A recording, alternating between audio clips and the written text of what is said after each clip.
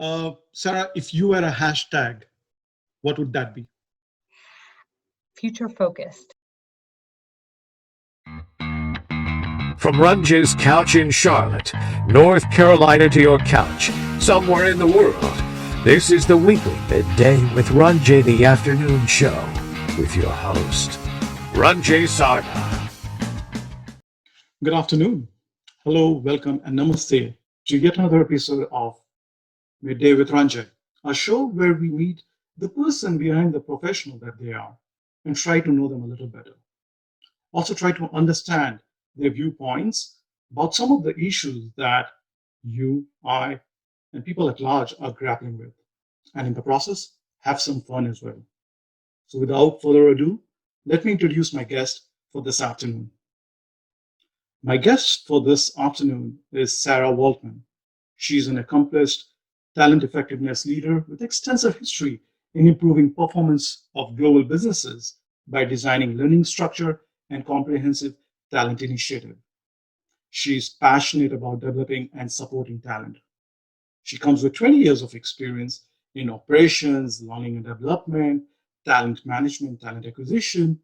Her experience ranges from retail giant like Lowe's to commercial construction, nuclear energy to manufacturing.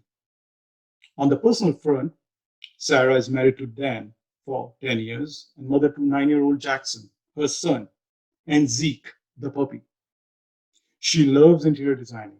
By that, I mean decorating her house and then redoing it over again. Let's meet Sarah Waltman.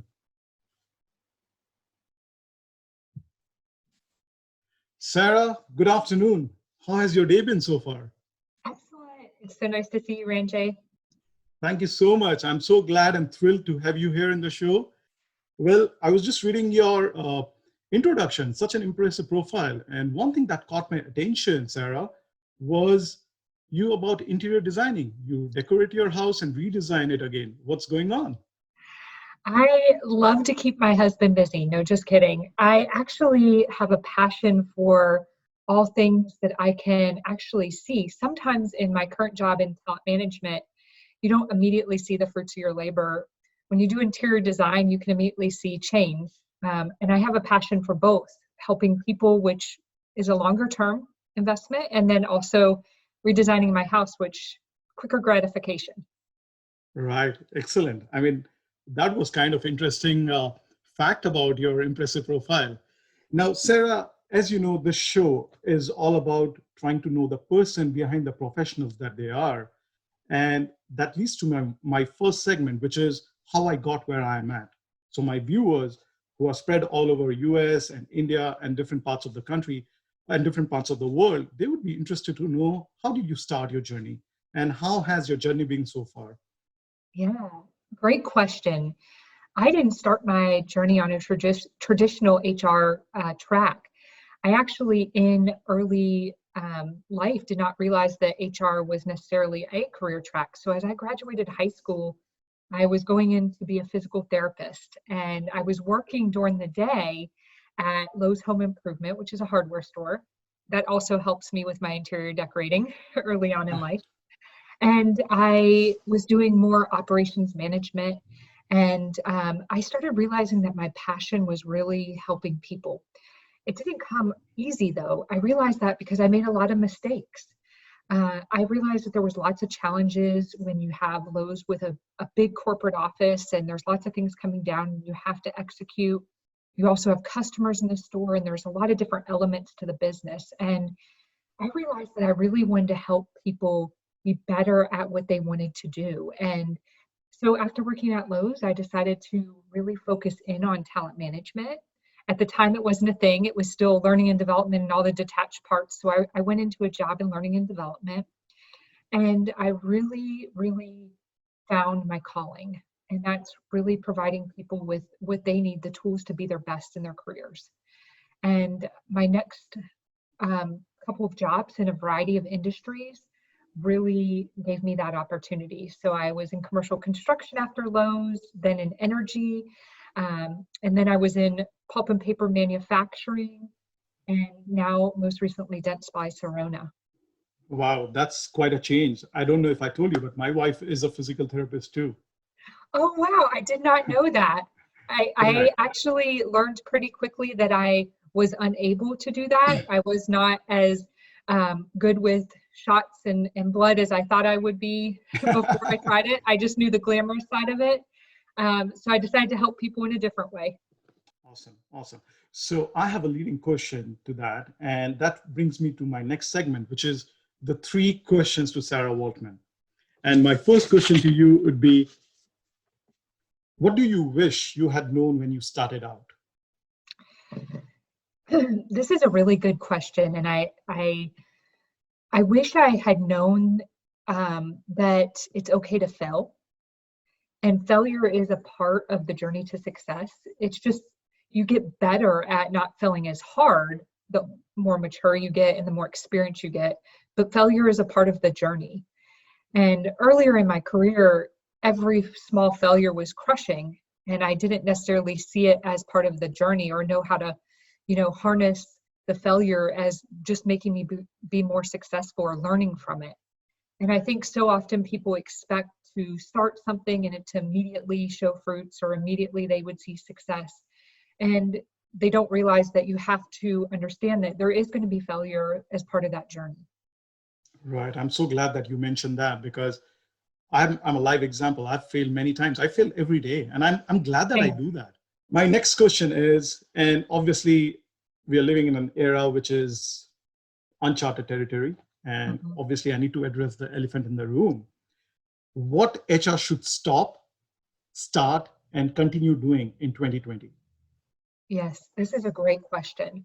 I think a game changer as HR goes forward, regardless of what function you're in, from talent acquisition to learning and development, HR generalist or business partner, I think we need to stop putting ourselves or even the business first. I think we need to become more employee centric. So often our processes are designed to help. I don't think there's malice in this, but to help us as HR professionals, or even sometimes a small portion of executives, but they're not necessarily functional for our employees. And we need to really start redesigning our thinking and reimagining everything we do to put the employee experience first. One example is having employees be part of HR process design workshops if you're implementing a new system, really understanding how things, for example, in the talent acquisition area, affect the candidate, what really making that employer or potential employee the focus. And I think, if I were to start doing anything, I would do that. If I were to stop doing anything, I would stop focusing on working in the HR vacuum and working for a small group of elite executives. And they are important, but I also know that what they really want at the end of the day is for us to best serve the employees.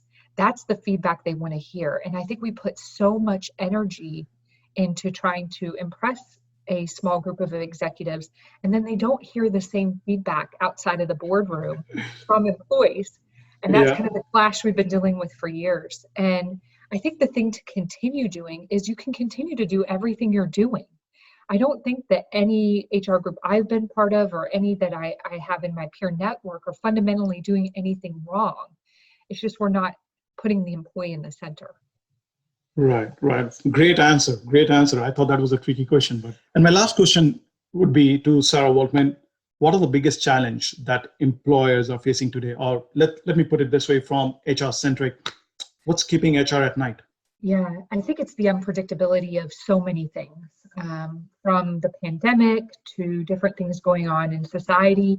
It's things are changing and so unpredictable. It's hard to plan. Great answer, Sarah. I mean, this is one of the issues that I think most of us are grappling with, and I'm glad that you put it so nicely. Now, my last segment, Sarah, is the best part that I like is the rapid fire, Ready? right? So bring your A game.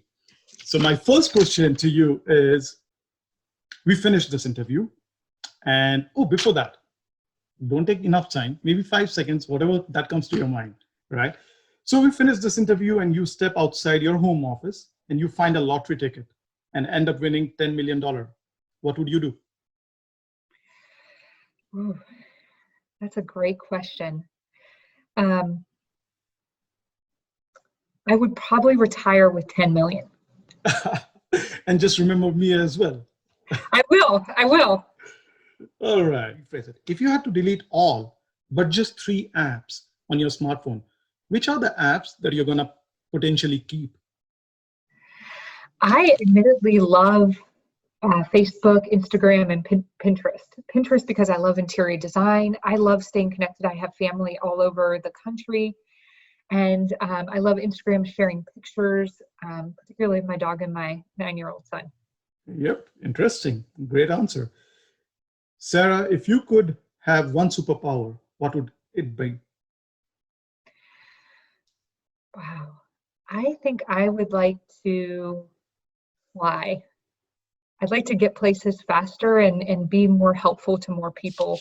I think we spend a lot of time trying to get where we need to go, so I'll fly. That's Plus, it's exactly what I beautiful. thought. That's exactly what I thought because I just want to avoid traffic. And so Yeah, fly. it's such an All right. energy suck. Absolutely. Sarah, if you were a hashtag, what would that be? Future focused. I actually use that hashtag on many of the things I look at on LinkedIn, on Instagram. I really think that we all need to stay future focused. I think we spend too much time trying to fix today's problems instead of thinking about the future. And having that mindset has really helped me navigate these challenging times. And I think businesses in general that have more of a future focused mindset really are stronger than those who don't, and they really weather different challenges better. I also think future focused is helpful in how we coach people.